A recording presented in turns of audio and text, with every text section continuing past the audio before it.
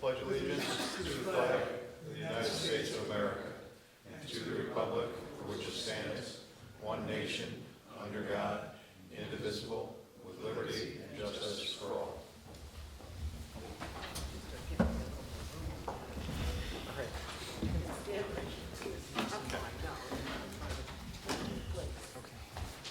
Okay. We have the secretary have a roll call attendance. Mr. Marinaccio? Here. Mr. Ferretico? Here. Mr.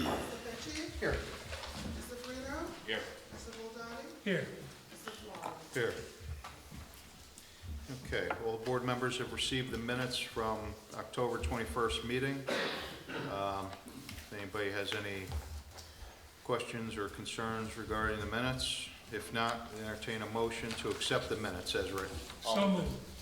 Okay, motion's made. Second. Second, all in favor? Aye. Any opposed? Okay, motion carries. All right, our first item on the agenda this evening is adjourned public hearing for Wappinger Farm Estate subdivision. I need a motion to reopen the adjourned public hearing. So moved. Okay, motion's made, seconded. Second. Okay, all in favor? Aye. Okay, Good evening, everyone. Derek Day, Day and Secoza Engineering, presenting Wappinger Farm Estates. Since the last meeting, we have performed a speed study out on the site, and we had also had a meeting out on the site with Mr. Sotero in regards to site distances and how we were thinking of tree clearing was a possibility to justify for adjusted site distances. And from the latest comments, I understand there are just some minor changes that need to be made.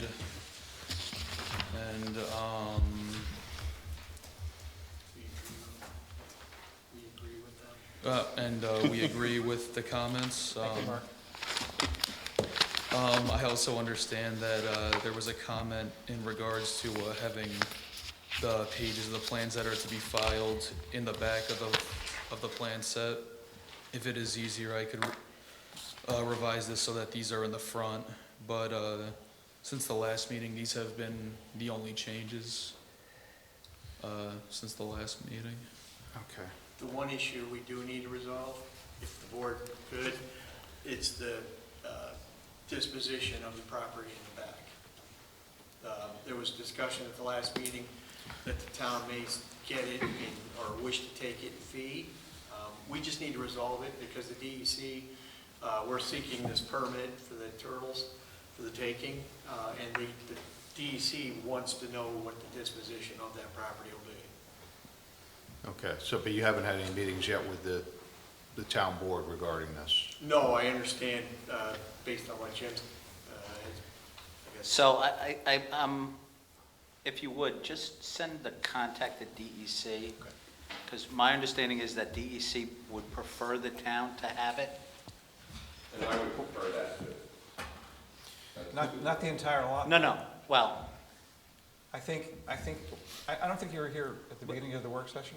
okay, We talked about the town taking a bit of property in fee for access, right.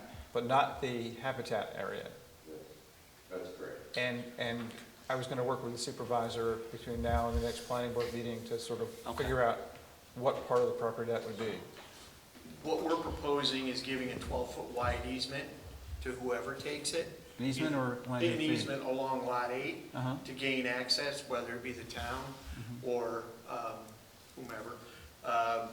We're going to offer a 12-foot wide access easement along Lot 8, which would serve for the DEC or the town or whoever takes. Because the town also has access off of Robert to park it. Right, they could come in the other direction. Maybe we should work this out one afternoon. Okay. I mean, I think that, yeah, so, like, DEC, we'll We reach can out. work it out. Okay. Who are you talking to at DEC? Well, there's Lisa. Lisa Massey? Okay. Yeah, Lisa Massey? Massey. All right.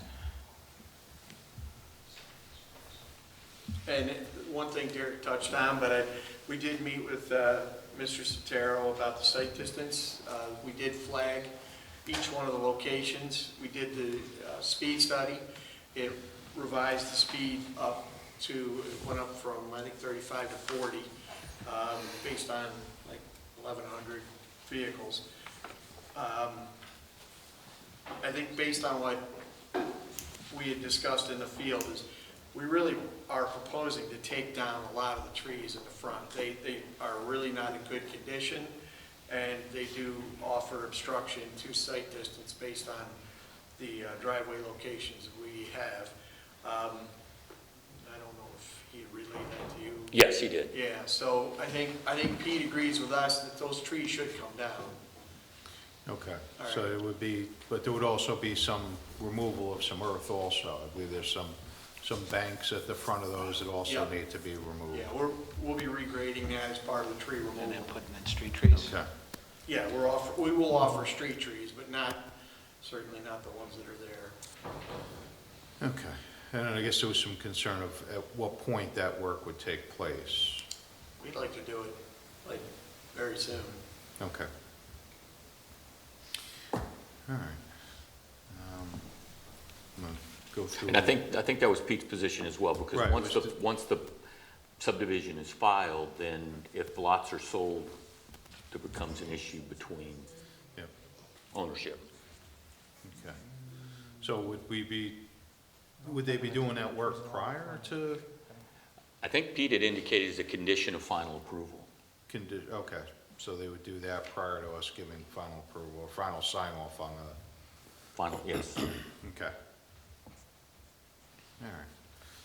So would we have permission to go ahead and take these trees down? Oh, we're in a catch-22. Once So the, ha- once the resolution would be adopted. Once we adopt the preliminary, Final, it's final? final. And then it'd be a condition of that final approval, or Okay. adoption, or, because there's a resolution of, Yeah, there'd be a resolution of final approval. One of the conditions would be that they've got to take the trees down before you sign the plat.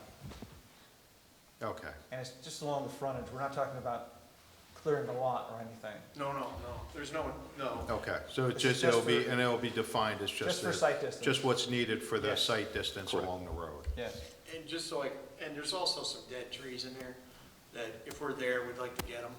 If you Yeah. drive by there, you'll see what I'm talking about. There's some that are back 20, 30 feet. They probably aren't a sight distance issue, but the limbs are, they're in a pretty precarious area.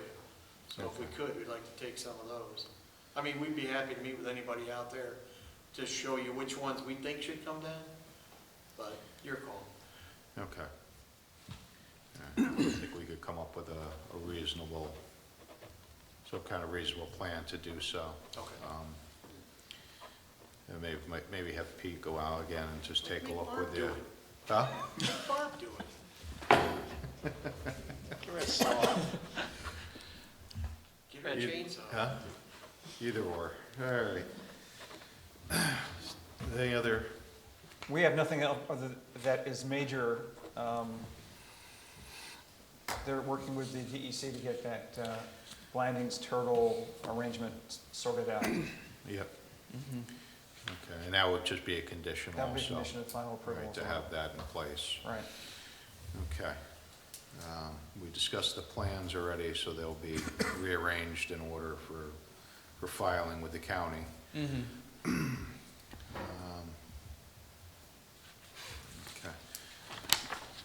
All right. You had no other issues in David? Nothing significant, no. Just check with Greg there to make sure. Greg, anything else you want to mention? the only other thing that was on here was just working out the language between the applicant's attorney and the town attorney, because there will be the individual lots which will have individual stormwater practices. I think Pete had indicated that there's been some language worked out on past subdivisions where that basically goes with, Goes with the individual parcel correct. for Because the, for the maintenance. Okay.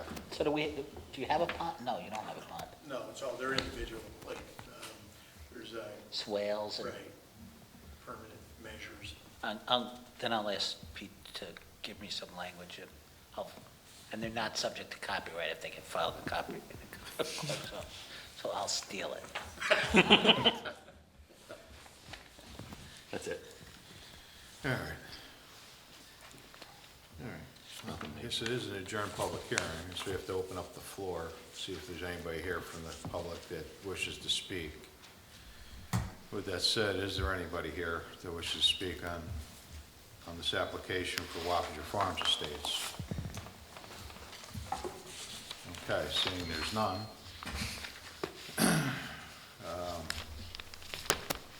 Guess we can close the public hearing at this point. I'll make that motion. Second. Okay, motion's made a second, all in favor? Aye. Any opposed? Okay, motion carries. We were actually also wondering, if we could possibly request a resolution tonight? Respectful request. is what I meant. Well, we'll leave it up to the board. Does the board, anybody want to make a motion to approve? With conditions? Planner, yes, these, obviously, all the issues that we discussed this evening would be conditions of that approval. Okay, because that includes getting the property switched over, accepted, and is there a possibility we could add an access road to that property if we take it? We're actually gonna propose a 12-foot wide. You're gonna put the road in, though, the access No, path? it's just a grass. Can we have the path put in? Well, if the town wants to, they actually have access on the other side. So if I mean, the we would like basic- a path put in, can you do it? Just a small roadway put in? It's gonna be right next to a house. Well, the other issue is, Then how are we gonna use the access if we don't have a road? It's just for walking. the Well, that's what I town, mean, we need some form of path put in. well, here's the issue. The issue is the habitat. So we can't have a road through the habitat. I understand, but we don't want the habitat. Well, to We don't get want to our land, we would have to cross the habitat. How about? The land that. Do we know exactly where the habitat area is? Is that Pretty much significant? everything in a back. The whole thing is all habitat? Believe me, yeah, it's, there's a lot of turtles. So, I mean, what we were looking for was a pathway along the creek. Right. And the habitat is between the creek Well, and the road. The town's interested in part of the property, and you guys are gonna separate where the habitat area is, because that's the area we don't want. The habitat area is, I mean, what we're gonna say, the area that we are offering for lack of a better term, is habitat, is this area here. It's an area that they want, the DEC wants cultivated, so that it's easier for the turtles to nest. So that area is in this general vicinity. What we propose to the DEC is only a walking path, because they don't want to do vehicles back there. I understand. And so we said we'd leave this just a grass easement that they could walk back and have rights to.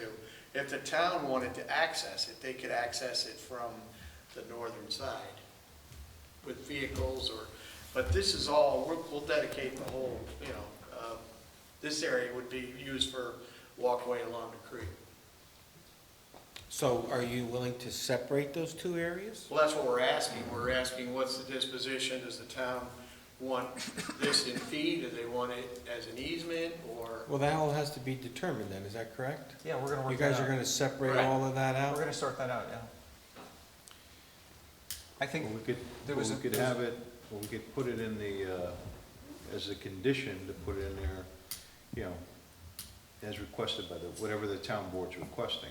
I mean, Okay, they still have to sit down with the town board. I understand. And I know that the creek access, I believe, was the issue. Mhm. And if they're accessing it through the existing recreation, area,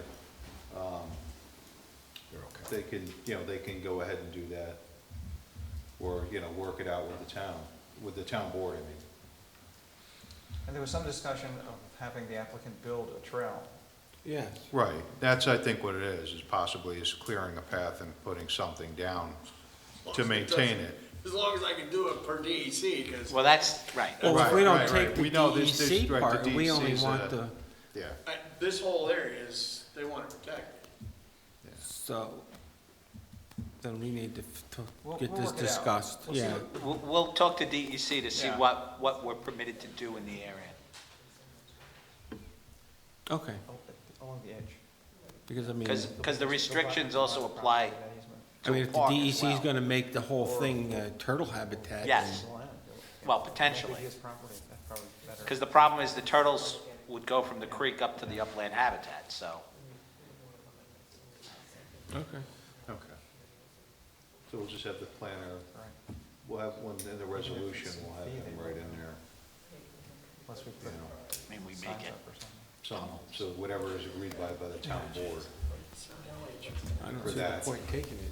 Huh? My personal opinion, so we'll go with what we've got. Okay. So back to the resolution. So should we have the planner write the resolution at this point I would say yes, with conditions. with conditions? Sure.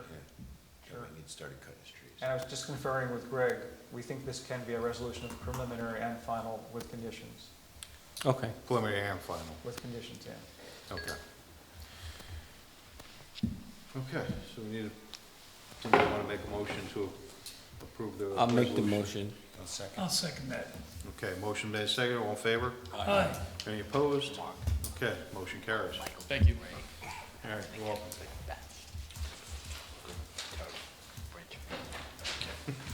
Okay.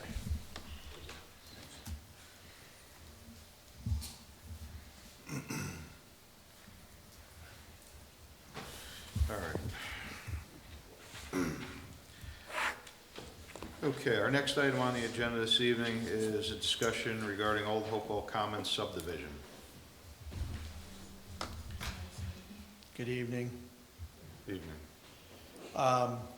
Old Hopewell, as you guys probably know, we have put in the 3 lanes. We put in the binder today. They've replaced, I should say, the curbing.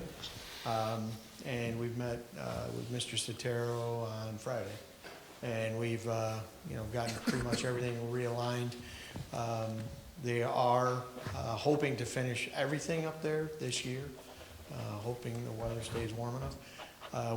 We've made the transition, if you will, onto Sergeant Palmetier Way. And we are working out the final details on Wednesday about closure of Sergeant Palmetier Way. So, basically, if we could, this evening, we respectfully request if we could prepare a resolution for the subject. Okay, I think there was a couple of questions that were still open about the plat. So, we had talked, I know we had talked at a couple of meetings about, with respect to the plat, one of the things that I think we wanted to see as an additional sheet was a construction drawing showing the lane configurations, the catch basins, and meets and bounds, anything that's gonna be dedicated to the town. In the right of way. Right. Right. Well, just so everybody's aware, we've been in touch with Steve Alex from Chazen. They're completing their survey.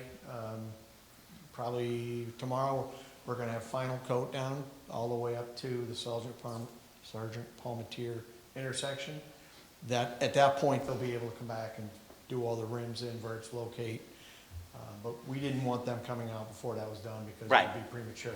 Sure. So that will be, and we do understand that that's a requirement. And then one of the things, I don't think we have a formal submission to the town of the documents that was submitted to the county regarding the closures and the signage.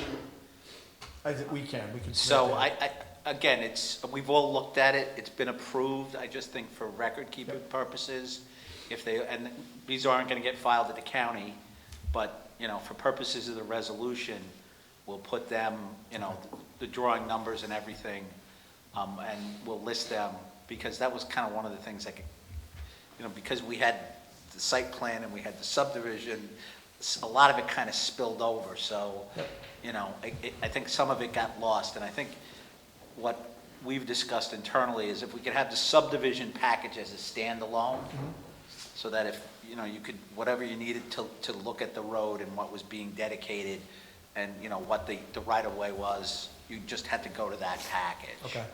So, and then I guess for purposes of, I think it's on there, the meets and bounds. Yeah, all the meets and bounds, I believe, are on there.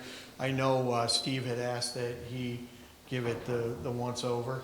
Yeah, because the one thing was that, the town, and I want to talk to Steve about that, is that the town is actually going to be, I believe, abandoning more than what we got from the county and the state. So there'll be a because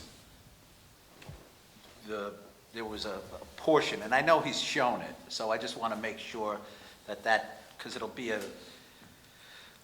that'll be one parcel that gets conveyed from the town to the owner. Okay.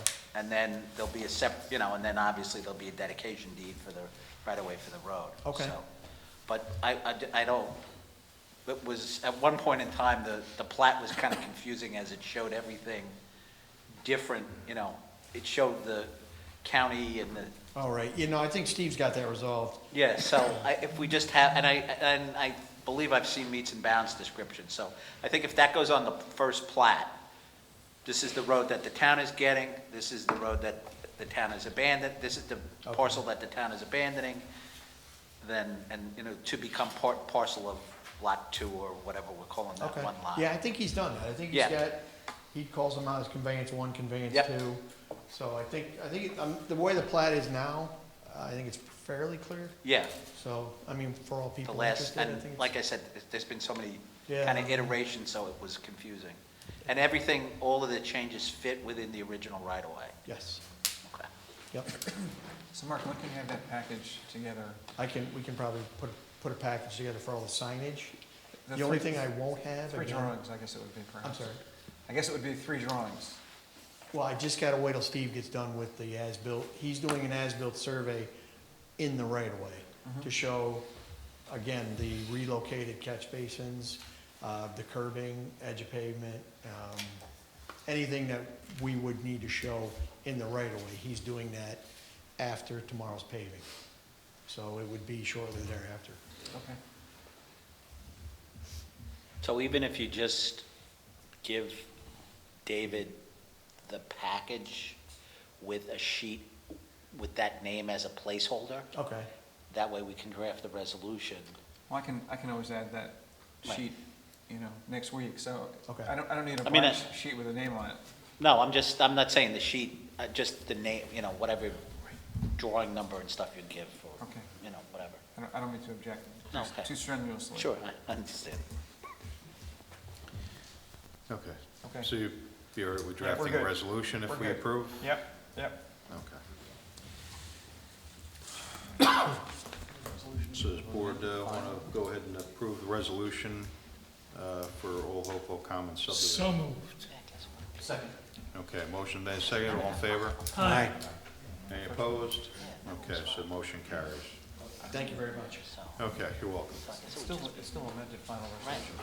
Amended final. Okay.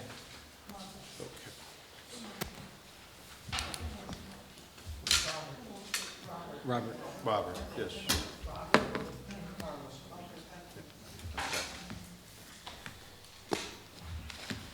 All right. Okay, next item on the agenda wait, this Mark. evening, the discussion regarding the Patero subdivision.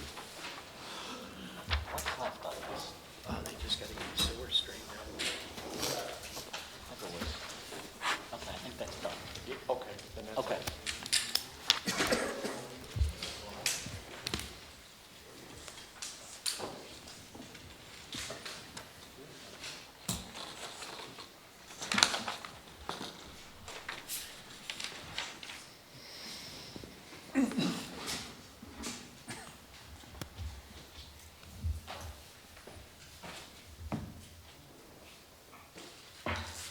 Evening all.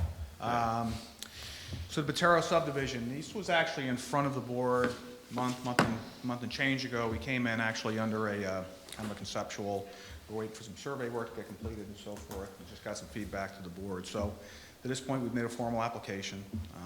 That's where before you on kind of our first run tonight. It's a 6.21 acre parcel that has frontage on Stony Hill Road. What we're proposing, effectively, Steve Bottero here lives in the house in the rear, looking to subdivide a parcel off the front, which he's going to build a home for himself. The way the layout of the lot is the parcel, there's a dotted line that kind of bisects the middle of the property. That is all R40 zone, 1 acre, a little less. And the back is actually R80. What we're proposing is there's an existing driveway that serves the existing home in the rear. So the idea was to hold the existing driveway as a shared driveway and then peel off for the new home on lot 1 in the front, as kind of detailed. That would require a few things, some cross-access easements and things such as that. Actually myself did not, but I know that Steve, a few months ago, had a meeting with the current highway superintendent. One of the concerns that I had was site distance and so forth. I wanted to make sure that, that he was happy with that. So I think that was a positive meeting. And I guess we'll talk about the comments as we go on in terms of what I need to formally get from Vin for the project. But I mean, effectively, that's it in a nutshell. Water and sewer, or wells and septics rather. We've actually already popped our soil tests to make sure that we had decent areas for our septic locations.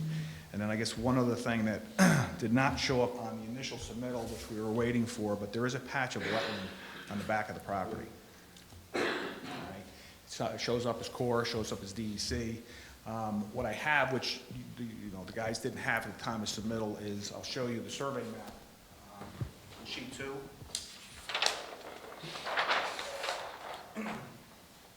So you can see the outline of the property, and what I've highlighted actually is the wet area is blue, okay? And what I've detailed is a 100-foot setback, which is the yellow. That'll be showing up on the upcoming plans.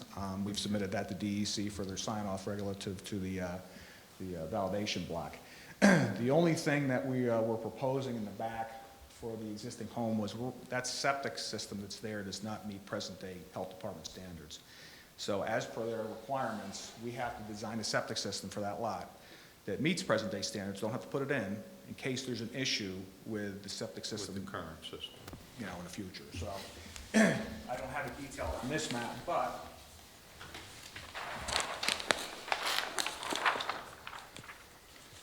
that 100-foot line kind of bisects where we're proposing that septic system. So that septic system's going to have to get shifted a little bit to the front. We have some room, and we have the soil tests again showing that we can make that happen. But we kind of just want to make sure that we didn't ignore the issue. We knew the wetland was back there. We just didn't have it at the time when we submitted. So that's the project in a nutshell.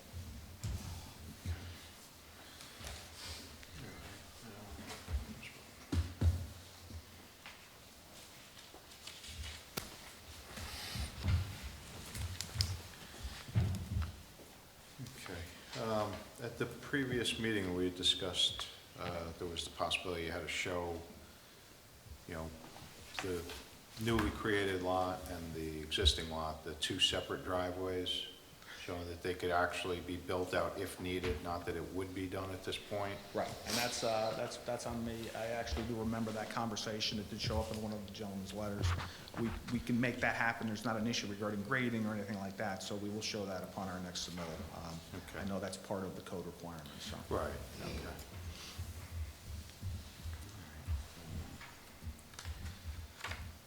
Yeah, why don't we just go through the letters, I guess, from the planner and the engineer. So we could start with the planner at this point. Just touch on some of the items that you... Sure. So the existing driveway would run pretty close to the proposed home on lot 1, is that? Yes. Right. We were wondering if you could get that driveway closer to that home on lot 1 so that it, no, I'm kidding. Just the opposite. I understand. So I think what the driveway kind of, as it exists, meanders. Right. And in and out and so forth. It's just, we're trying to meet the code requirements based upon an existing driveway. That's just what we end up with. We had proposed some easements, some cross-access easements to allow Lot 2 to continue over Lot 1 and so forth. Without a doubt, it's cleaner, okay, if we abandon this whole driveway and we install the driveway down the middle of the flag, let's say, or the pole portion of the flag to the existing driveway. I don't disagree, it's a cleaner application. I have had a discussion with Steve. Yeah, there's some work there in terms of relocating the existing driveway, okay, and that's really what it comes down to. So, I mean, it's not a deal breaker, but we would prefer, if it's an issue in terms of proximity to the driveway to the house here, and while we're talking about this, we should probably talk about the fact that the driveway just nips the neighbor's property up the front here too. We'll take care of that, okay? It does encroach onto the neighbor's property, so we'll show some scarification and relocation a little bit there, widen it out on our property to make it work. But if we were able to take the driveway and maybe just a portion of it, maybe that would be a good compromise, maybe? It would be a good compromise. I think our main objection is where it's practically driving into the new guy's garage. Living room? Yeah. Maybe some big ballers, so in the wintertime you don't slide into the house as you're going by it. No, I think there could be a compromise where it's moved away at that location, and if it nips the Just back of that. just near the new house, just Yeah, move it away yeah. at that point. Yeah. yeah. Right, and then it could so the go easements back are- into the existing further So the once it easements aren't passes too the house. complicated, Yeah, Yeah, we could probably eliminate one easement here, so we would have one just to catch in here. There is a little flexibility, I don't know what type of house or the exact size of the home, it's gonna plot plan, when we Right. build, we'll define that, but there is a little room to nip this house a little bit this way, to get closer to the side yard setback, to get a little more separations. Yeah, I mean, I don't think it'll be overly expensive to relocate the driveway a bit, given the magnitude of the project and the creation of the new lot and all that. So we can work that out, I'm sure. yeah. The rest of what we have is really just more information, really. No showstoppers. Maintenance and access easements for the proposed shared driveway. Is the existing garage going to remain as part of Lot 2? No, and that may have been the one you missed. I do have a note here, existing garage should be removed. I didn't see that. The leader doesn't go all the way to the garage, it just Right. stops at the property line, so. So you're going to remove the garage? I can understand. Right. Right. The wetlands regulated by the DEC, the federal government probably, and the town. It's really just more information, Okay. the rest of our comments. All right. So I was just looking for more information on that, and then let's go to the engineer. I don't think there was too much here. No, I think he addressed the comments that we had regarding the existing driveway encroaching. There was also a comment regarding the, what appears to be a driveway on the adjacent parcel that comes onto this parcel. And so I guess there was just some clarity there. Just to be clear, Up right to your left, on that parcel there. You see how that dotted line comes in there? yeah, I'm not sure what the action is there. It shows it as a traveled way, but there's nothing there. Well, I guess, let me, I'll look at the aerial and clarify. Well, just clarity as far as is there an intent that that property would have access? Steve? What's happening here? You live here. What's this, there's a traveled way that shows up here. What's this all That's about? where the utility poles are down there, Central Hudson. Okay, so, I mean, so on the tax map, there's a very small sliver of property there. Mhm. So it sounds like it may be an access way for a utility company, but let's get. It was just clarity as to whether or not that's intended to provide access, because if it is, then there needs to be an easement to allow that No, access onto. it can't be utility poles run that whole gamut there down to the existing house. Okay. I wonder if there is an easement. Is that on, so that's on the opposite? Is Yeah, it it's on on- the other lot? Right, it's on the other lot. So that's not an access for that lot to this, to your lot. It's access that you need across that lot to get your utilities. existing utilities to your lot. Yeah, it's just a pathway for the utility company, it looks like. Were those two lots common, I assume that at some point in time, those two lots were in common ownership?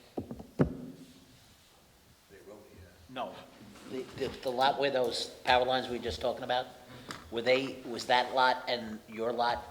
one time owned by the same owner? No. Okay. Steve, what, those power lines that run down to that way, they serve your home? So there may be an easement over the other property. And then there's a branch off over here to the other property over here. Okay. Is that a, that's a concern. So if there's easements, you probably should show them. And if there's not, well, But there's no intent that that property would have access to your property. That's, I think that was the only clarity that Pete was really looking for. And then you addressed the wetland comment, and then just, comment on the plans need to have some erosion control shown. And I think, did you say that you had met with the highway superintendent, or? Okay. And I guess on that note, typically, what would be the proper procedure to provide the record something clear that we have been with the highway superintendent, he's okay with the entrance? Should we'll ask him for, typically get a letter, or is it just verbal, or? yeah, usually, well, Right.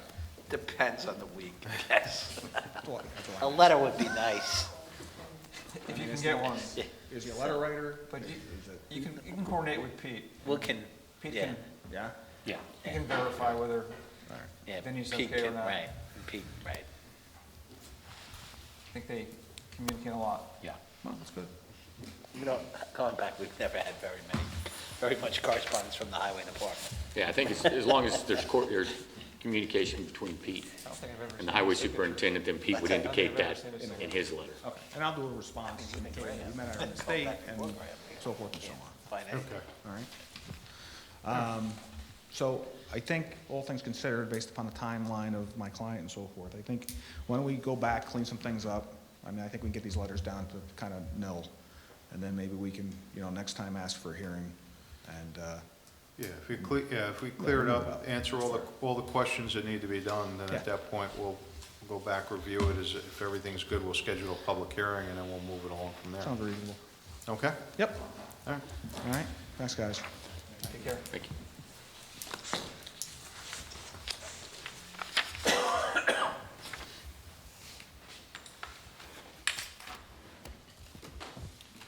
Well, I saw Neil.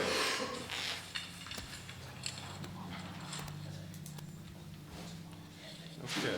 Our next item on the agenda this evening is Tarpon Towers, LLC Wireless Telecommunications Facility.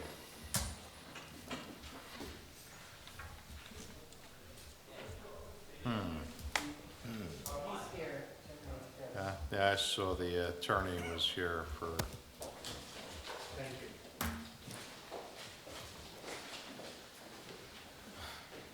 Sorry about that, I absolutely apologize. So for the record, it's Neil Alexander, Cuddy and Fader, here tonight on behalf of Tarpon Towers for a new wireless facility. You should have received two submissions at this point. I know that one of them came in later than the other, but we wanted to provide you with more information if we could, in advance of the meeting. So essentially, this is out on Chelsea Road. And it's a large, about 47-acre property split on the town of Wappinger and the town of Fishkill. The Fishkill portion's about 19 and a half acres and located in the R40 zone. It's an existing equestrian property and farm property. And at the rear of it, there's an area right on the municipal border where we figured we could install a 150-foot tall wireless self-supporting monopole that would be in a 100 by 100 lease area and actually a 50 by 50 equipment compound. I don't know if you all have had a chance to look at the drawings. We can open them up if need be. to go there.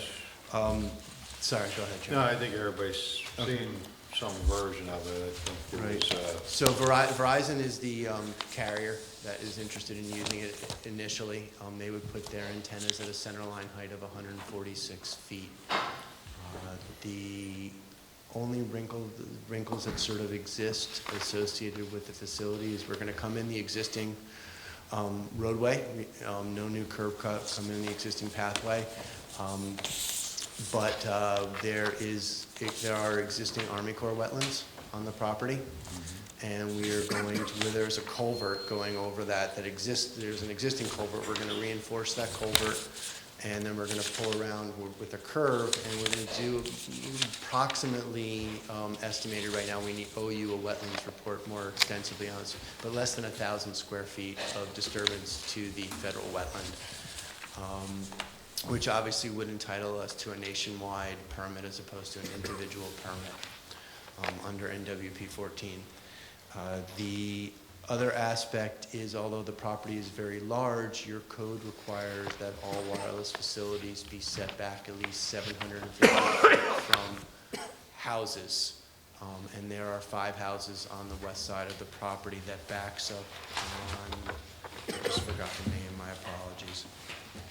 Backs up on Caroline Drive that will be over 520 feet from, but we will be within that 750 feet, which we show on that, I think we gave you a revised drawing with the most recent submission showing you exactly the distance to each of the houses that front on Caroline Drive and back up to this large property. And so the purpose of this facility is really to get to the south portion of the town. We are not really, you were given a radio frequency affidavit showing you the propagation model. We are not really trying to get back towards the Taconic. In fact, the ridge that sits there to the east actually provides a great backdrop and hides the wireless facility. Part of what we want to talk to you about tonight is the visual study, but based on our own internal thought process and looking, that ridge back towards Stony Kill will actually provide a buffer because we will not be, we don't contemplate cresting that ridge. So that way, if you're down in Chelsea or down at the river coming back, it'll disappear to the ridge behind you. So the main thing that we really wanted to talk to you about today and this evening is really the visual study. We know you have a comprehensive code on that, and we have an Exhibit D to our first submission, which is where we thought would be appropriate places to take photographs, and wanted to talk to you about performing that study, when, notice, and things of that sort. That was our thought. We did receive both CPL's comment memo and the comment memo from FP Clark. Yep. I can still call you that, right, David? Sure. And we understand and agree with all those comments that more details are needed for that, but we did supplement, by the way, in accordance with your code, the emissions aspect of the tower, the FAA aspect that it doesn't need to be lit, the non-interference, and also an agricultural data statement. It's our understanding, and we will work with Mrs. Roberti about this, but it's our understanding that our property is actually the only farm that is within 500 feet. So it's sort of a little bit counterintuitive. Usually you fill out an agricultural data statement because your project is within 500 feet. It's on an agricultural We property. are that. Yeah. We are the offending property.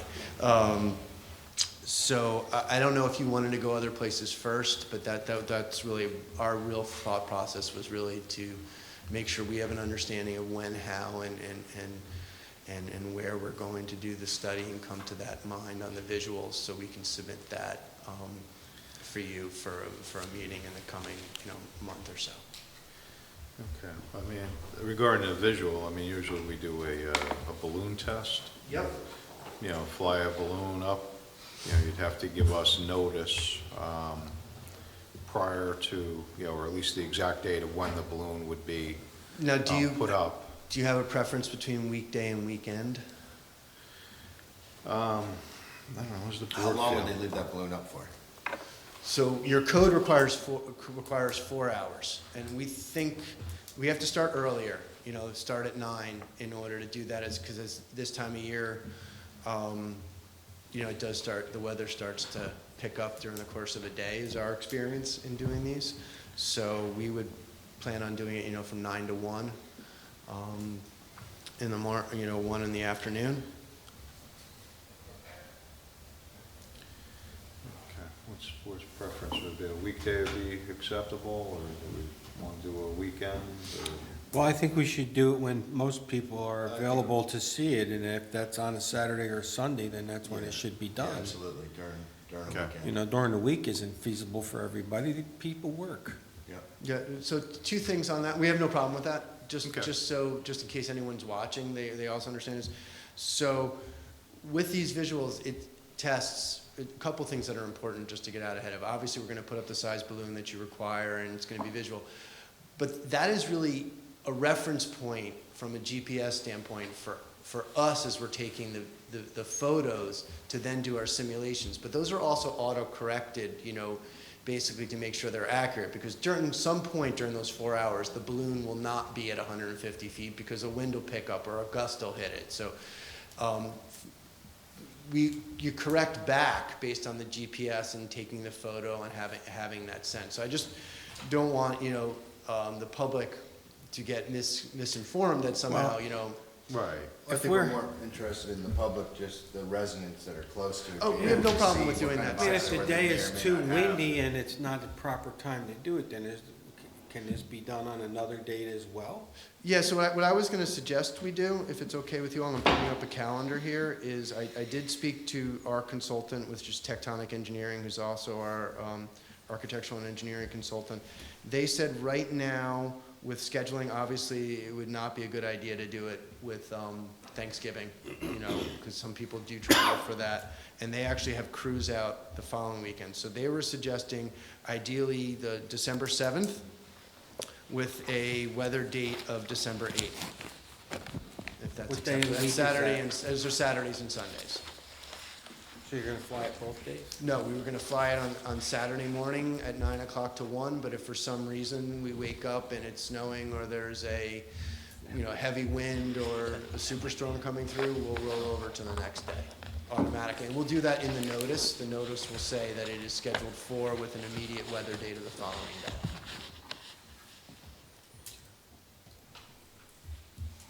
How does everybody feel about that?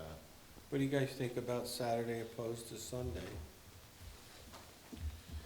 Yeah, but they're talking about doing it, as I said, it's basically you do it on a Saturday and then, well, unless we want to do it on a Sunday, but. Well, I mean, the problem is if you schedule it for Sunday and it's bad, then you go a week. So if you schedule it for Saturday and Saturday's bad, at least you have the option of doing Sunday. Yeah, Saturday would be okay, as long as all the residents around there know. And make sure you advise the council. Yeah. Okay? It's gonna be public notice. We can send a notice to town hall, too. Is that what you're saying? Yeah, send out the notices wherever they gotta go. I'm sure the board they know where they gotta go. Yeah, we can send a notice to the same people who are gonna get notice of the public hearing, the same cohort. Is that only Caroline Drive?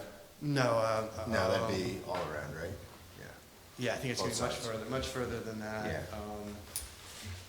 I think our butters list, if I remember correctly, has 59 properties on it. And it includes, we were under the assumption, even though the municipal boundary splits the property, we treated both sides as if it were, Okay, so. So the Fishkill side too.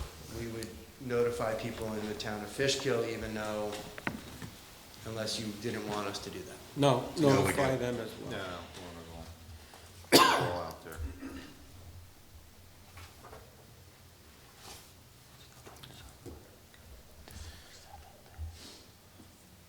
All right, so how far are we,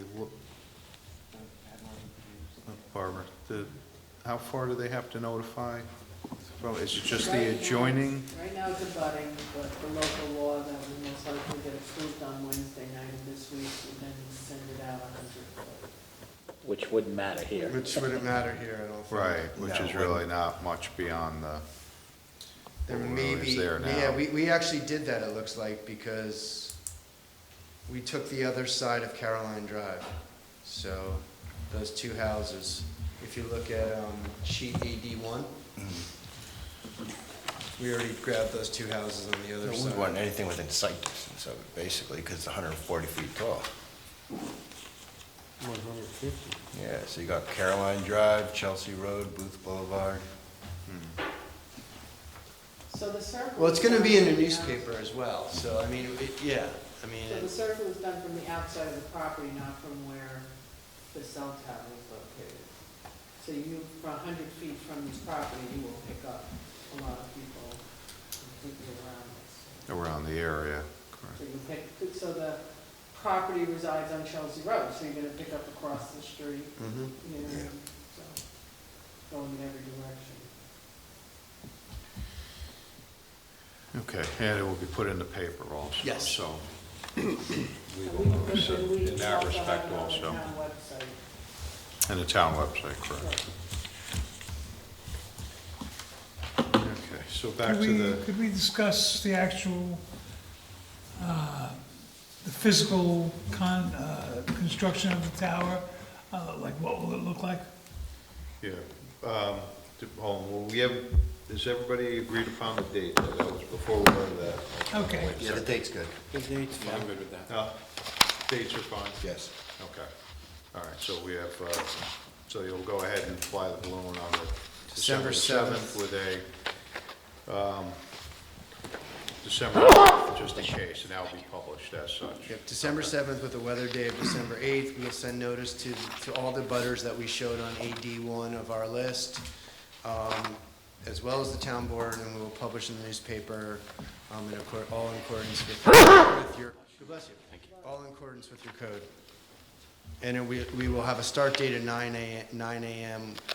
And a 4-hour window to 1 p.m. Okay.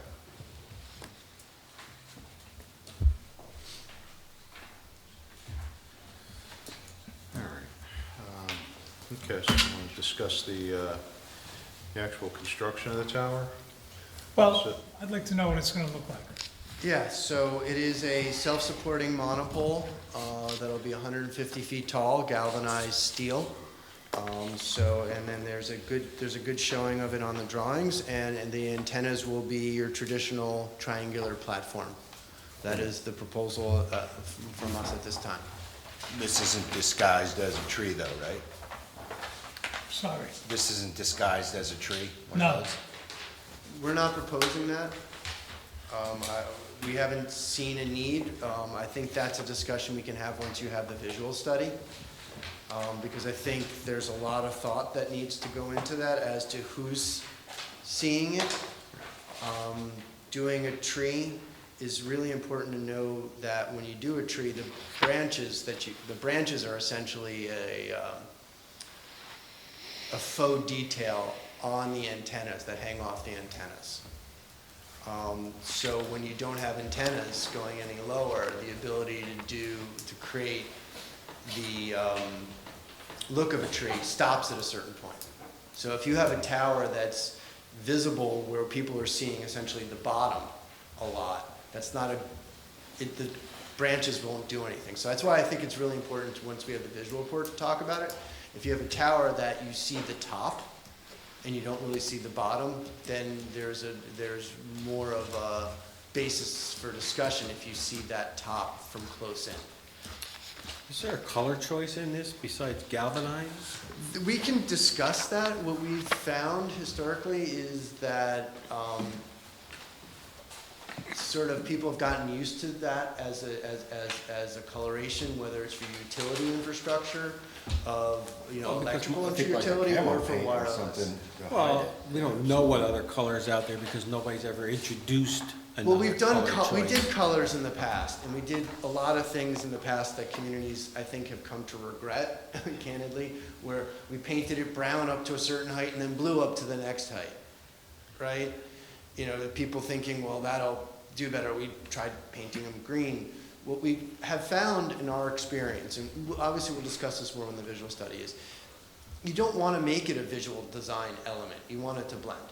And people have, as a vernacular, gotten used to seeing electrical utility infrastructure, power lines, poles, along the road.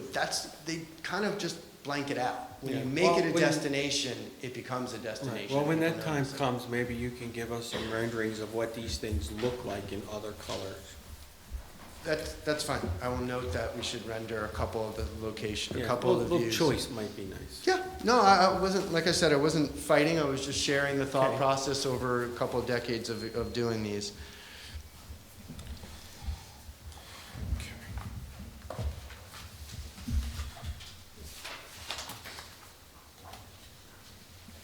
Okay. I had one more question. You do a drone shot from that balloon height around? I think we probably did do one. It's somewhere. We did fly a drone originally when we were trying to site it in order to figure it out. Yeah. Just to see the view from there, because basically the reverse of it is what But residents it isn't the reverse of it, because you're up there and you've got an angle of declination, Yeah. right, which is unimpeded. Versus when you have an angle of inclination, you have all the trees potentially in there.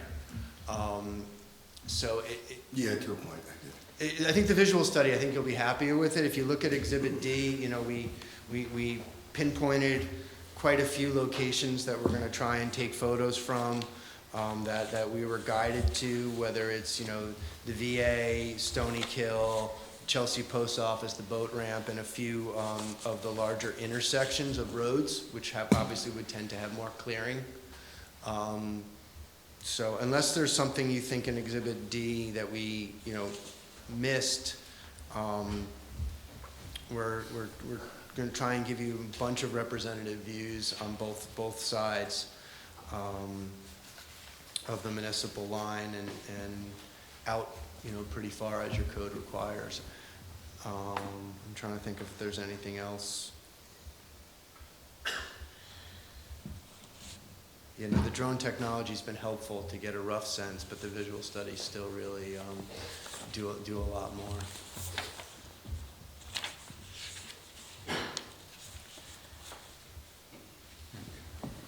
And you're proposing all the locations, including the red ones include So it's both, the yellow yes, ones yes. also. The reason why we differentiated was just to let, the hexagons, the yellow hexagons are street intersections, whereas the orange ones are resources we were told could be very sensitive.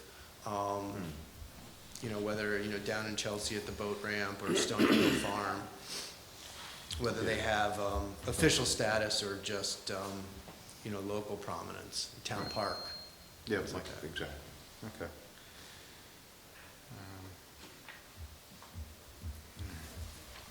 Any other board members have any questions? Just, No, I'd just like to see, once the balloon test is done, and the color options on the tower.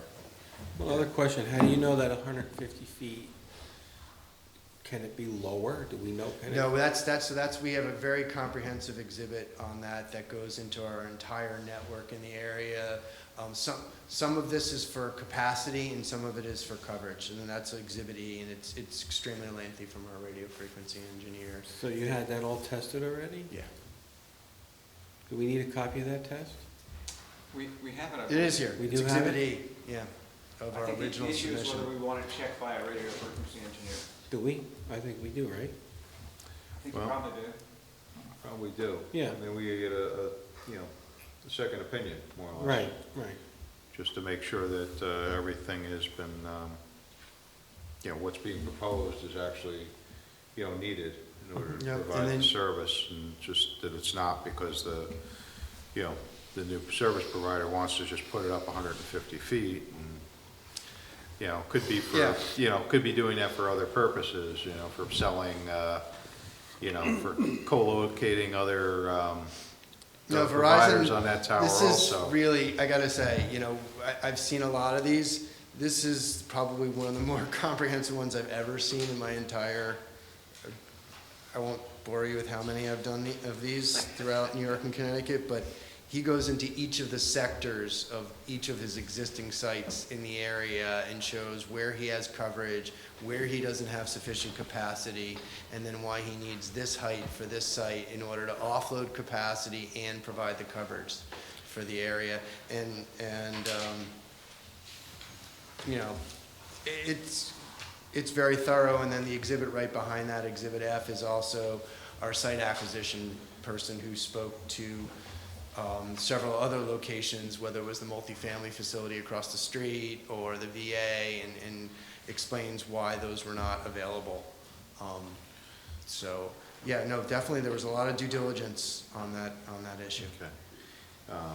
So you had no objection to us having having somebody. I understand why you want to do it. Review the submittal. Just to confirm, you know, so we have a, you know, an impartial person to look I at it. understand why you're asking. You know, like I said, it's very thorough. I guess they'll be done quickly. Okay. All right, so we'll look to get that done. All right, let's see, well, we have the planner just go through his, I don't think there's much to talk about. There are a variety of sections that we quote which require additional information. Yep. We mentioned the variance that's required. We mentioned the wetlands, which Neil touched upon, I believe. We've got a couple of comments regarding the environmental assessment form, the fact that this is an unlisted action, even though it's in an ag district, because it does not include 2.5 or more acres of disturbance. They're working with the DEC regarding the Indiana bats, presumably. And Yeah, I think we're going to wind up akin to the people right behind us coming in, because I think we started doing our construction schedule, and I think we're going to run into some challenges between bouncing back and forth between the two boards and not being stymied by the bat season. So I have a feeling we're going to very shortly submit a tree permit.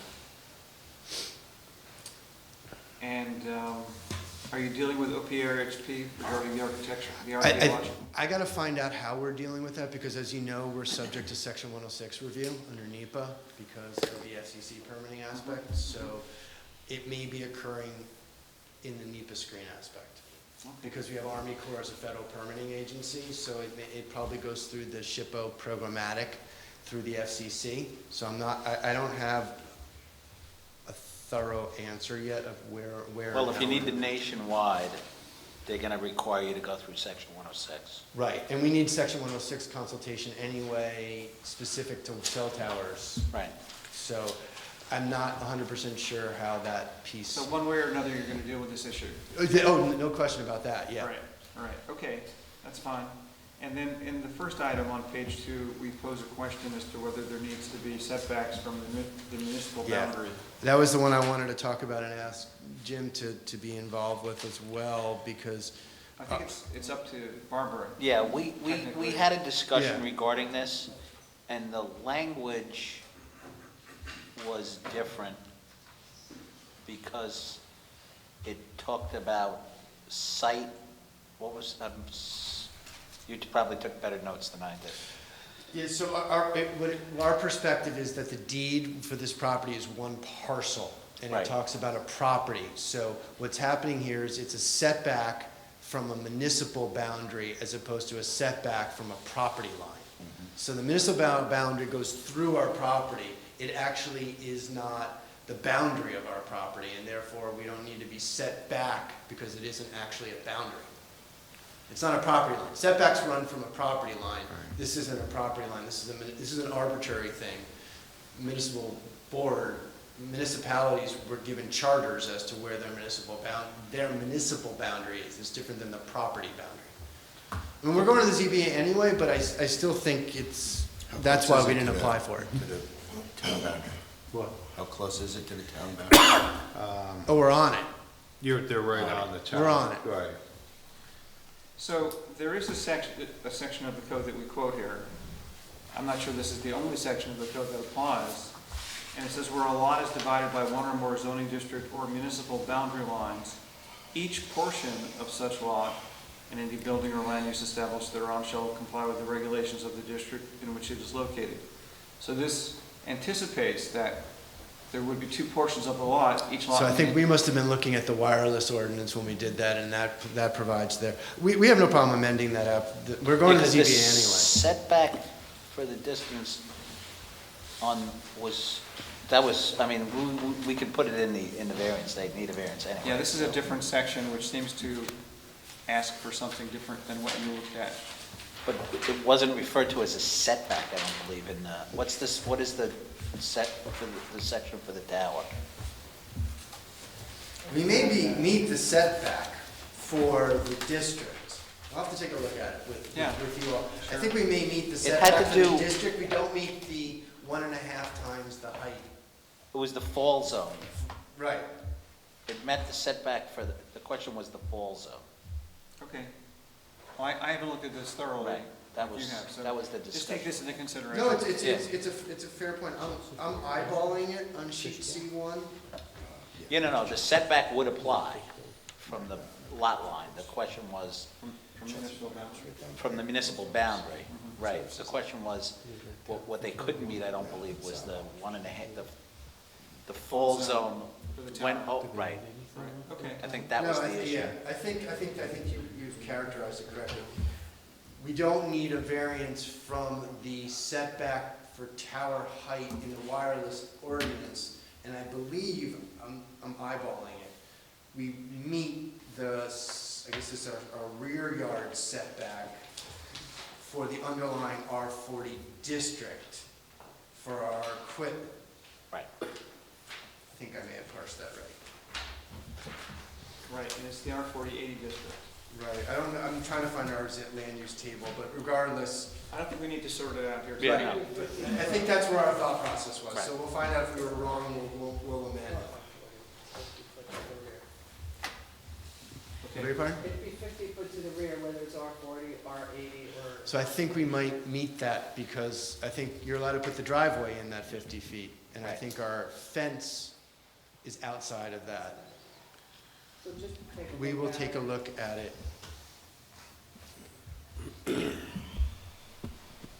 Sorry to get a little wonky there. Okay, so I'm done. Okay, Sorry, all right. David. I was like, Okay. The engineer, I guess, is any questions you have for? Well, I think a couple of the questions with regard to what you're showing here at Chelsea Road, the existing driveway appears to be on the adjacent parcel. It does appear that way. We saw that too. We And- also have our own frontage on our driveway. Correct, but it's just, Yep, and we're not looking to change that. So so if you look at, so if you look at C1. the partial survey, the SU 101, you see that we have the requisite frontage, but the existing operation is not using it. They're on the lands of the Rockwell Coles. Right, and that's an existing condition. We are not looking to change that. Remember, we visit once a month to check on our equipment. It's alarmed and monitored. But if you look at the AD1, you can see how it's, I been don't, improved. well, I don't think that's the question as much as when you look at C1, you're showing a proposed 20-foot wide access easement, not where the driveway is. correct, we are running under, I'll have to find out about that. There may be an issue on your lease. That's our access easement under the lease, that's correct. That is what that is. But it shouldn't be notated as such on the drawing for that reason. I But so agree. you may want to clear that up with the neighbor. I think we took a look at that, we are comfortable with Okay. the way So things are. you're not, I mean, I guess that's, Tell me why you're comfortable. In a letter, not today. yeah. Okay. I think it's a fair point. I don't. I mean, I think what you're both alluding to, and I understand and appreciate it, is it's an existing condition. Right. And our construction doesn't start back, Yeah, no, starts no, back I like just- 1,500 feet. So it's not a zoning issue. No, it's not. It's an Article 15 issue if someone wanted to spend the money. But what would they gain? A nice license agreement would help with the neighbor. I understand that. I'm not 100% sure my client's willing to have that conversation. Okay. I can ask them again about that, but I don't get the sense that they're interested in having that conversation. I think they're gonna use it so. Well, the only question is if the neighbor comes out in opposition, what may happen? Right, so that's, again, you know, you look at this, I mean, you know this, you look at the Shawanda case and all those cases, zoning is different than real estate Right. rights. And you don't vindicate your real estate rights to the extent you have them in front of a zoning board. You Correct. vindicate them elsewhere. Which I know you knew all, I'm just putting on the record. So, I think it's very different, you know, and it also, if you look at the field condition, it would be a little silly to have a driveway that's gonna get used once a month at best, built right next to an existing driveway.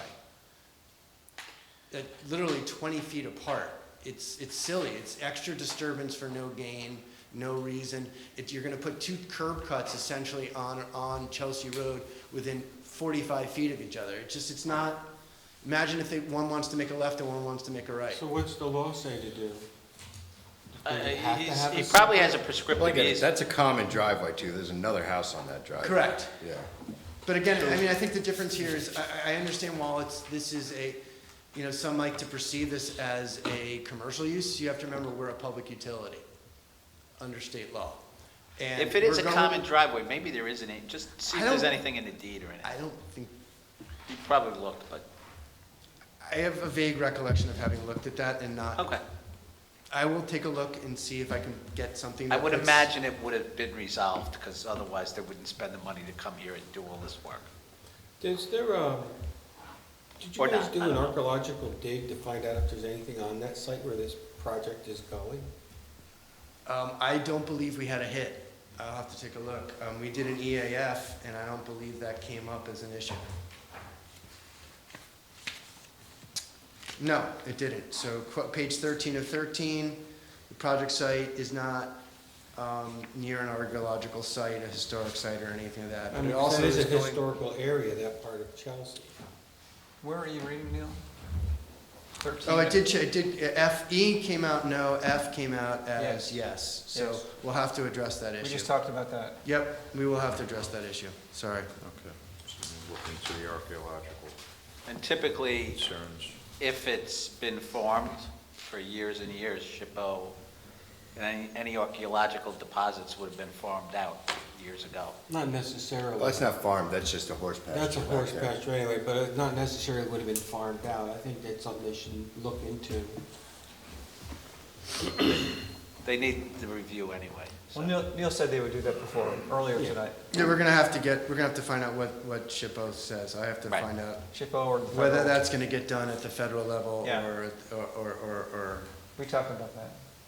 And then the only other When question they was, do the study though, do they do, to search, to look back to see if there's Indians relics and all of that? Well, in they that do a particular area? literature search first to determine whether what the hit they got at the state level is accurate or not.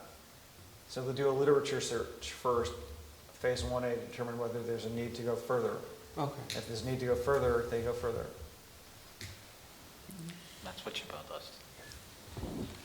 Tells you whether or not you need to go further. Okay. Yes, As my the EAF question was- indicates that there's .55 acres of disturbance, but it's just unclear whether or not the area of the temporary access construction is included in that .55 acres.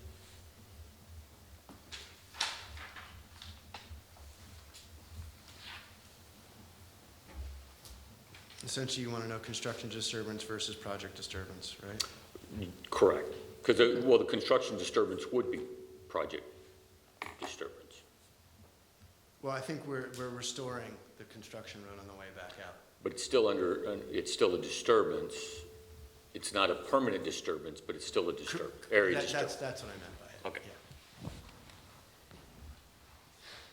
I still didn't get the answer on the driveway. Is that something that's a necessity to have a separate entrance because it is commercial? Well, I don't know that it's necessary that there be two driveways, but the question is it's showing that the access easement is not where the driveway is.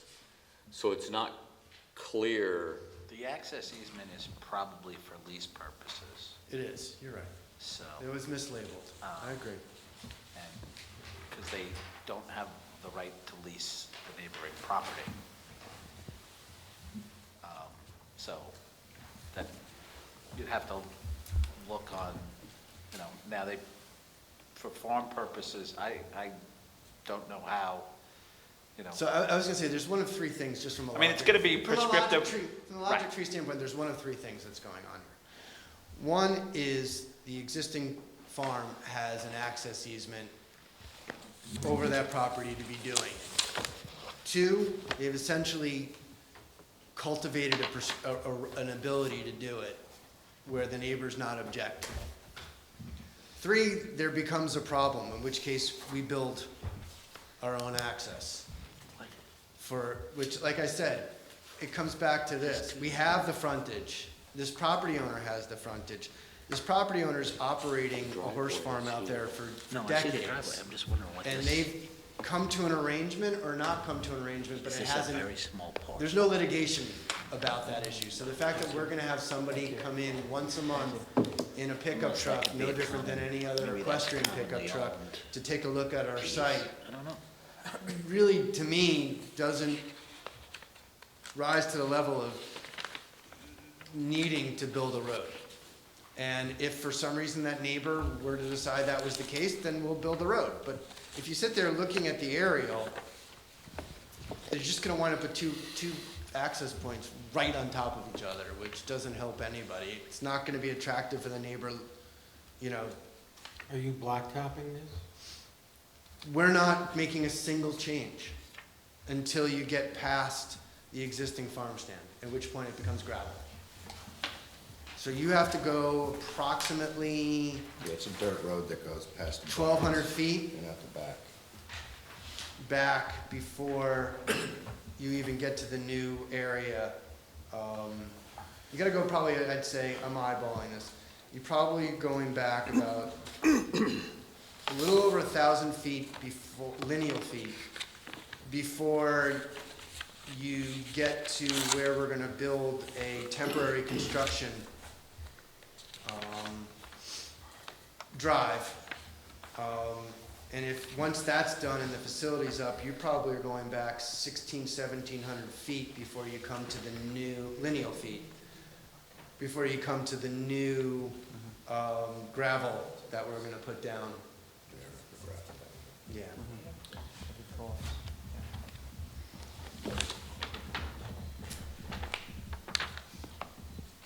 We just are, the vehicles with, the segments of these towers are pretty long, 20 to 30 feet long. So the vehicle that has to bring in that segment of tower can't make the turn on the existing curve. That's what's going on here. Otherwise, we wouldn't have the it can't fit between the two outbuildings that are there. So once the tower is completed, you're gonna be removing that roadway?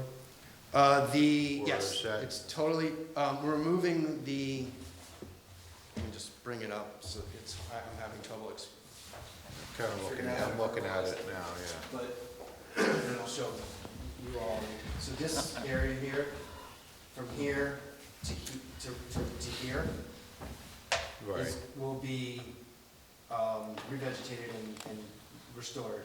Yeah, And then when the maintenance vehicle comes in, it'll come in and it'll follow the pathway that everyone else would follow to be going back to the existing, indoor rink. Right? So they'll follow the same route. So this goes away. It's So- just, we can't get the delivery vehicle for that. For the part pole of the tower. itself, yeah, so For what that happens? segment of pole to make that turn. that's So why it's gonna so be- in the future, when you have repairs to the tower, or they do work on the tower, you're gonna need Looks to like get there's equipment a in there. Is that subdivision equipment gonna be able to pass through the existing 7 driveways, so feet. talking about cranes and things like This that. is 2 in this. Once construction's done, maintenance, I was told that works. Yes. So when another carrier goes to co-locate, Right. the cherry picker, for lack of a better. Yeah, well, Okay. there's Make that turn. looks like there's a subdivision. But I can Guys, check, we have one meeting File now. map 7519, I can check that. which created that driveway.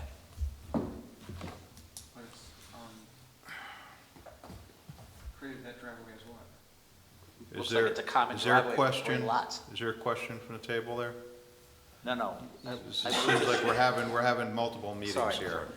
There's a subdivision plat showing those 3 lots. And it's file map 7519. So it looks like at one point in time, for the 3 lots, there's only one driveway. So in all likelihood, there's a common driveway agreement. I'll look for it. If not, it's on the Maybe plat, not, which creates, But there's something on the plat, so. we'll take a look at that for sure. And then, while I was away from the microphone, sorry, we'll also take a look at that turning radius for future installations. Yes, just make sure what's there is gonna be adequate to get equipment through.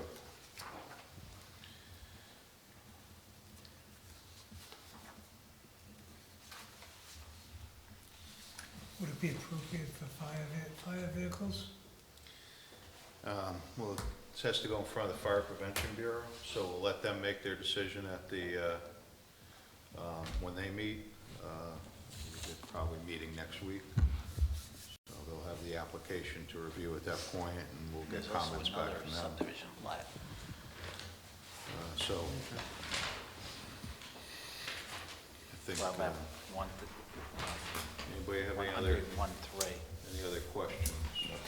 Comes back. Okay. You guys are all satisfied, and Well, I think that the driveway at needs. least you got the comments out there that need to Yep. get addressed at this point in time. Yes, yes. We will do Okay. some more research on that subdivision. So There's stepping also back, another in one, terms too. of review, should we circulate at this time to be lead agency for the project? Sure. Okay. What are we looking at for approvals? Dutchess County. Do you need anything from county, on county road? Well, that's the question, is if they're going to do a driveway, they would need something from the county for the driveway, but if they're not doing a drive, so that's why I think that needs to be Get clarified. addressed, yeah. All right, so if they're not touching the entranceway, then, We'll have to determine which agencies have permitting or approval. Right. You want to, you can, I mean, 239 only is Right. as opposed to seeker, right? Right. So the county wouldn't have we're not doing any work in the right, we're not proposing any work in the right of way. So let's As not long as you don't need circulate. access. Right, let's not circulate to But we them. could send it to them, just err on the side of being more inclusive, so they're included. They're not gonna come back and say they want to be lead agency, right? no. Yes, let's not send for 239 though. We But- wouldn't send to the county DPW for 239 anyway. Okay, so we're good. I was just, that's what I was thinking about. Okay.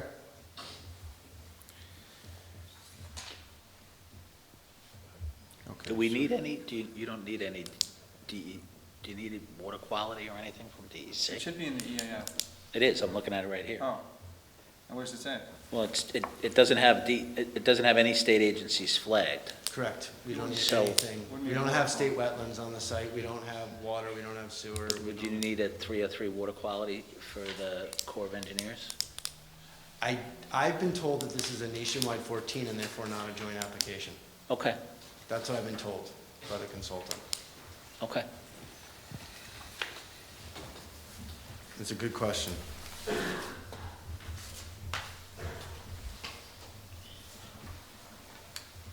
So no state agencies. Well, So, SHPO.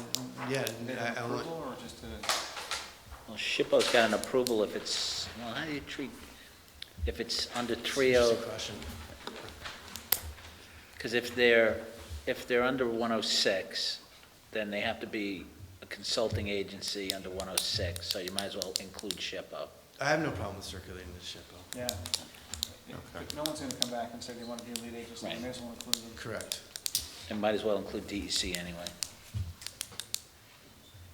On the water, because they may or may not need. Well, I'm gonna be under the threshold for speedies, right? Yeah, no, the only question is for the certifications for the For a, water yeah, quality. okay. I am, yeah, you can go that route, that's fine. They're not gonna come back. Yeah, no, I don't, yeah, and I don't think, Because I won't, yeah. yeah, I'll talk to the wetlands consultant tomorrow anyway, and we know we I owe don't you a think report on you that. may or may not need it, because it's so small if it's a nationwide, but I don't want to get to the end of the trail and then have them come back and say they want it. No, and I completely understand. I gotta confirm, but my recollection on nationwide as opposed to individuals is that it doesn't trigger that. In fact, you don't even file the joint app. I think it's notice only. So we have a pretty good list then. We got it, we got it. Okay. All right. So, need a motion to circulate for lead agency. I'll make that motion. Second. Okay. All in favor? Aye. Any opposed? Okay, motion carries. Thank you very much. Okay, thank you.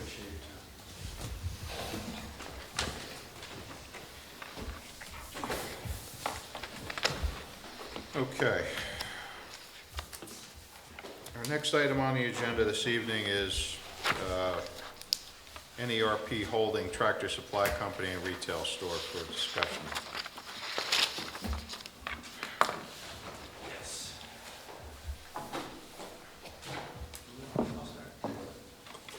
So, again, it's Neil Alexander, Cuddy and Fader, on behalf of the applicant.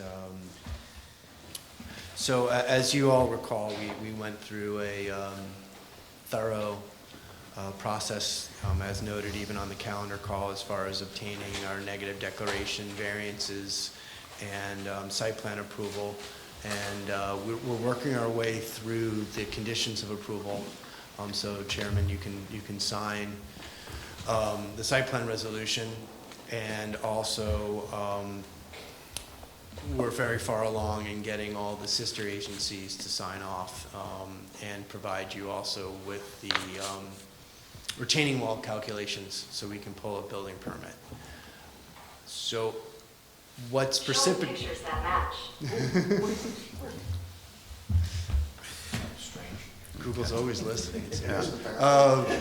So, in any event, it's been an involved process. Everyone's working really, really well together. So I don't want us bringing this forward to be interpreted as anything related to anything like that. But we're starting to see the weather window close on us. And we're fully approved, as you know. All the statute of limitations to challenge any aspect of the project by any agency in the town have all run. But we're getting nervous. These gentlemen live a little farther north in the Hartford area, and they're supposed to get snow on Friday. Towaway. So what we're trying to do is you adopted a new section of your code, and about 8 months ago, 6-8 months ago? And we're just trying to take advantage of that, because now that the Indiana bat season's over, we think in the next couple of weeks we're going to be finished, and this is a conversation. We think we're going to be done to go have your signature on it, Chairman, go file for our building permit, which could take a month of review, rightfully so, and understandably. But the window starts to close, and what we really want to do with this is take the trees down and then chip them, and then, as you would in the normal course, then you put in your erosion and sedimentation control and all that. And we're looking to just basically make up some lost time because the weather's closing in on us. That's the essence of it. I mean, Jim Cassidy, who's the engineer, can explain how it fits and Matt Darling from a project, developer perspective can get more into the weeds, but that's the high level. We're just trying to make up some time, because everyone's busy, and we understand that, I think CPL's essentially just about done with their review. I don't want to put words in it, but they're entitled to their time to finish that, and we're just trying to avail ourselves, be fair to everybody involved, including ourselves. Okay.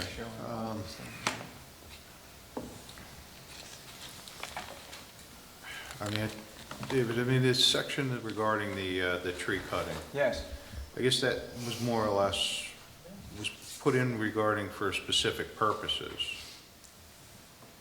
Is correct, that was more for the springtime events when people were close to, It was put in so that people would be able to stay within the window, or fell the trees before the end of the window, sure. right, And there are 6 things that have to be done before they could go out and actually fell trees, if the planning board, in its sole discretion, were to allow that. okay. And again, those items, I know one was the SWIP acceptance form had to be completed. The first item is submitting a sufficiently detailed plan prepared by a design professional and acceptable to the planning board, which shows the area proposed for the tree felling. Then there would need to be a bond or other performance guarantee in an amount as determined by the town engineer for the possible restoration of the land being developed, being filed with the town. Then a notice of intent and a stormwater pollution prevention plan shall be approved by the town. Applicable inspection and sufficient escrow shall be submitted. Tree protection for the trees to be preserved on site. Erosion and sedimentation protection and wetland protection measures as applicable shall be implemented to the satisfaction of the town building department. No tree felling under this section shall take place in any regulated wetland or regulated adjacent buffer area, and the applicant shall attend a pre-construction meeting with the town building department. So you may recall that we started down this path in March of last year, of this year, sorry, excuse me.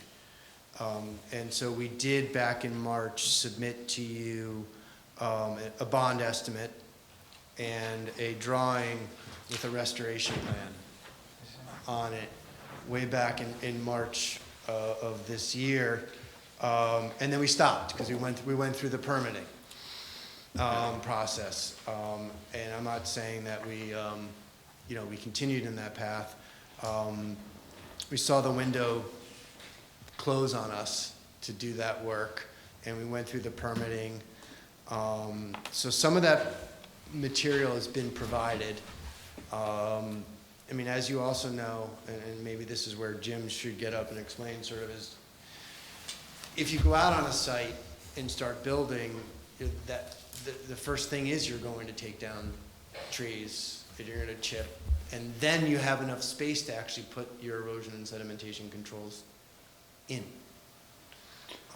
So, based on, the discussion, I guess at this point in time, do we have an approved SWIP? We may have an approved SWIP, but I don't think we have a SWIP acceptance form. Has it been filed? Notice of intent? Yeah, so the form is in the complete report. Okay. I'm supposed to talk to Peter tomorrow. Okay. Hopefully it'll finalize. It has some lingering questions. So we're thinking within the next couple of days, hopefully we're all settled on that. So we're trying to get to this aspect and be able to continue with clearing. So, with respect to that, and when we drafted the resolution of approval, I know with respect to, I believe, Health Department and DOT final driveway were deferred to the issuance of a building permit. I think you're headed exactly where we are. We don't. Getting back to the intent of this, Neil? Yeah. This was not intended to help applicants move their projects along. The purpose of this, as stated in the section, is to protect the Indiana bat. So giving you this kind of waiver would not do anything to protect the Indiana bat. So just for everyone, it's a sort of tomato. We just want to get to start. And we're really close with everybody, and we just need to figure out how to get there. That's really all we care about. How long is it going to take to finish those 6 items on that list? Well, no, not, that list is for the waiver. Nice. That's That- not, They're very close to actually doing this within the normal limits of Of- the So of the then what's the law. question? Why can't we just get this done first and then you go clear the trees? well, all they need to Fine, do that's- is, We I just wanted to think, have a discussion about how to get it I done. think all you need to do, I mean, we can go back over the conditions No, I think of your the re- recollection of I- the conditions is accurate. All So- we're trying to do is get to site work. We know Right. we have building review. And that was specifically contemplated in the resolution of approval, so that, because there was conceptual approval from DOT. There were things postponed so that you could get to work faster. So you're Right. fairly close to, within the confines of the resolution. So I think that to the extent you check off that, and the first thing is the SWIP and the notice of, that's baseline, ground zero. And I don't know what there were past that, but, and I know the final DOT approval and I believe final health department approval were deferred till Yep. pull the I building. think the two conditions later Postpone were, things. Right. were that and then the structural drawing, the retaining wall drawing.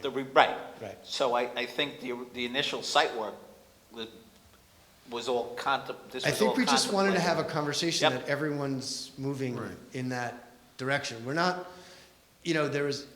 we needed a basis to have more of that conversation. This gave us that basis to have that Yep. conversation. So I think we're there. I don't think you need the waiver, because I think Oh. if you satisfy the conditions of the approval, Right, so it might be just quicker will to be get the able to conditions cut- of the approval completed, so Right. that then we can move forward from there. Instead of worrying about cutting down the trees and then, because then You there know. will be no need for a restoration bond. There'll Right, be, 'cause- you'll have a I site completely plan. agreed. I think Yep. if we So are you Because actually, of the history, I understand the caution. are you actually asking for anything? Not now. Okay. You were, site work permit, site work building permit, that's what we're really asking for. Right. We're asking for a trade plan permit.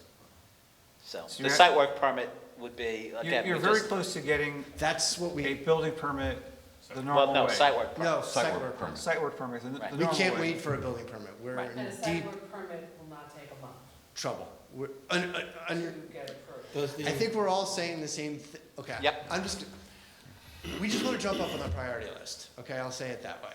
Well, I'm gonna say, we discussed this at length in town, and we're very concerned about the neighbors. And right now, we're experiencing a lot of rain, and the last thing we need is a lot of mud or a lot of extra flow going down onto these people's property in a few short weeks, which it would take you that long anyway till we got a bond approved at the town board, et cetera. The ground is gonna start to harden and type frost. And I think once you go in there to start felling the trees, you won't be in the same sort of condition that you would right now or in early spring. So, and we do have to protect the neighbors. That's my question is, when they're ready, they can put the erosion control in and then cut the trees down.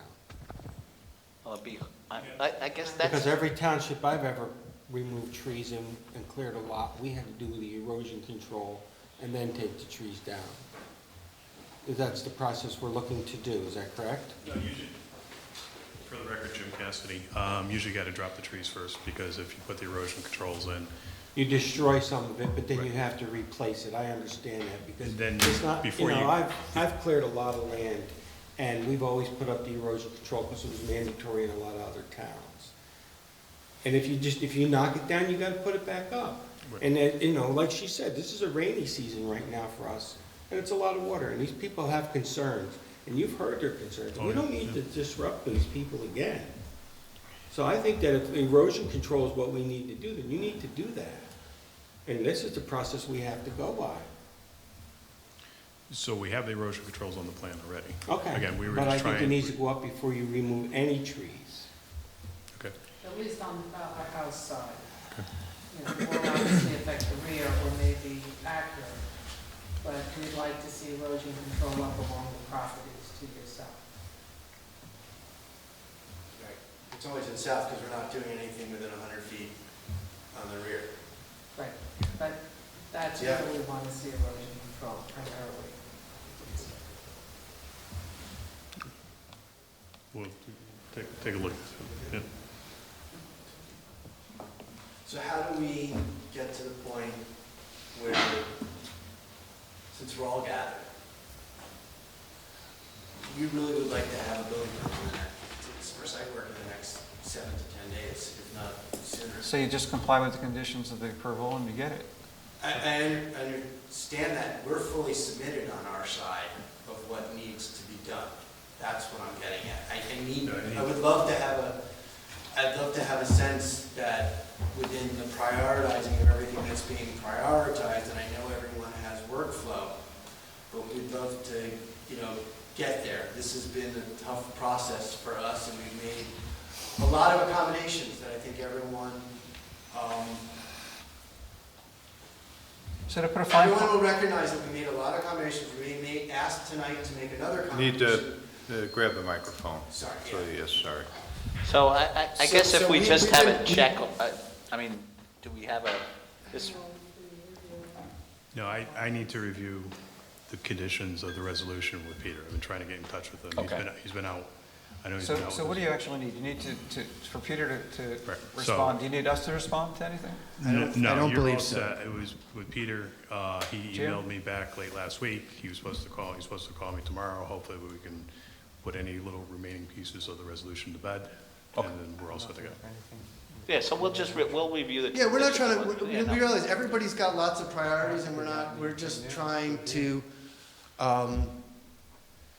be a squeaky wheel, and we're willing to do that ENS on Fowler House. If we could just get our permit in the next 7 days, that would be really helpful. So you're asking everybody to kind of move along?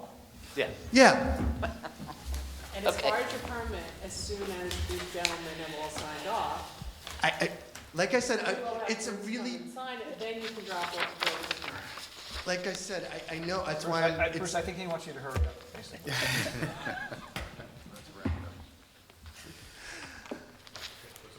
nothing quite like, yeah, okay. We tried to be diplomatic about it, I don't think we did a good job, but, yeah, we just, Okay. we want to get to the finish line. So you could submit the site plan work for this in the demo, and I'll be told that consumers will look at it so that as soon as Mr. Flower can sign the plan, once everybody has agreed, that can be. Okay, Thank you. you're welcome.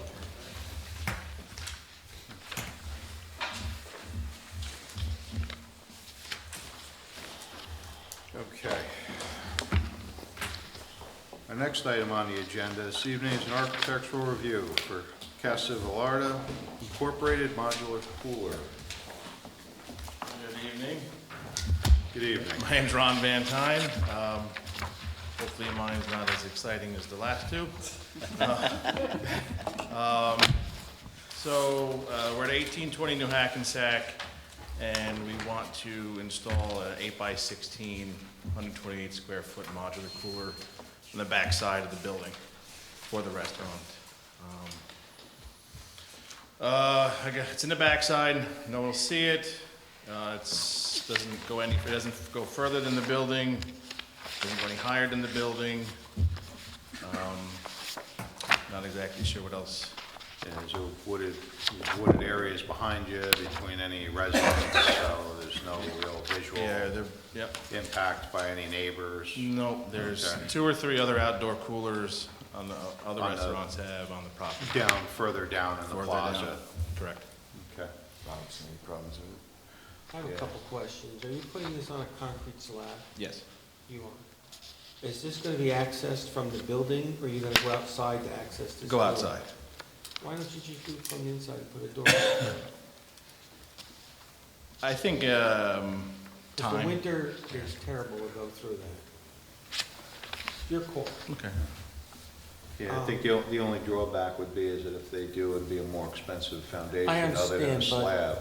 They would you know- have to put in a full foundation as opposed to, For an access for a door to yeah, a cooler? because it technically then becomes part of the building.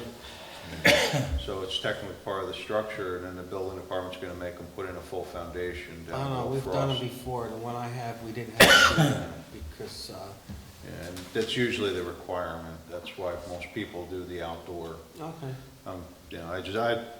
You know, from my experience, that's why they go that route. I'd find out about it, but that's your call. Okay, thank you. And if we have a site visit, can you put some taps on those kegs? I heard someone making fun of my drawing earlier today. Yes, your Yeah, drawing is is, this a plexiglass structure? Yes, yes. yeah. We are. About as good as I can do with paint. Okay. All right. Any other questions from any of the board members? No. Are you insulating this slab? I'm sorry? Insulating this slab underneath? I don't believe so. Okay. Just a lot of dampness comes through that, that's all.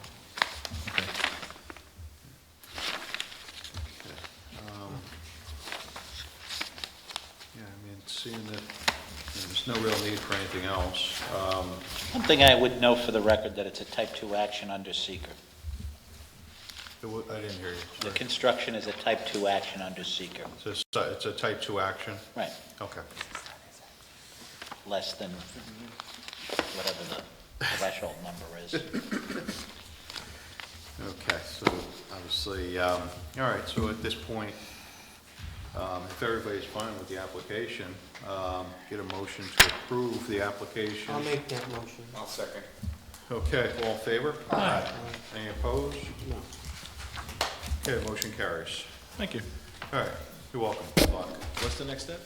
The next step, you come in and bring your building permit application. We have that, so we'll do it for you tomorrow for you. Okay. Not tomorrow, we won't be here, Wednesday. Okay, And then one of the clerks will call you when it's ready. great. Thank you very much. Okay, you're welcome. Have a good evening. Okay. Okay, the two other items here is for extensions. The first one is the Hindu Samaj, two-lot consolidation. They're seeking their second 90-day extension on the two-lot consolidation. They're still working on their sewer issue. If nobody has any objections, I entertain a motion to approve the extension. I'll make that motion. Second. Motion's made second, all in favor? Aye. Any opposed? Okay, motion carries. Our next item is the Cohen subdivision. They're seeking their seventh 180-day extension on the subdivision application for a three-lot subdivision. If nobody has any objections, entertain a motion to approve the 180-day extension. I'll make that motion. Okay, motion's made, I'll second. seconded, all in favor? Aye. Any opposed? Okay, motion carries. Okay, seeing that there's no other business on the agenda, is there anything anybody wants to bring up? Okay, Motion to adjourn? all right, so we have a motion to adjourn. Second. All in favor? Aye. But it was approved in 2017.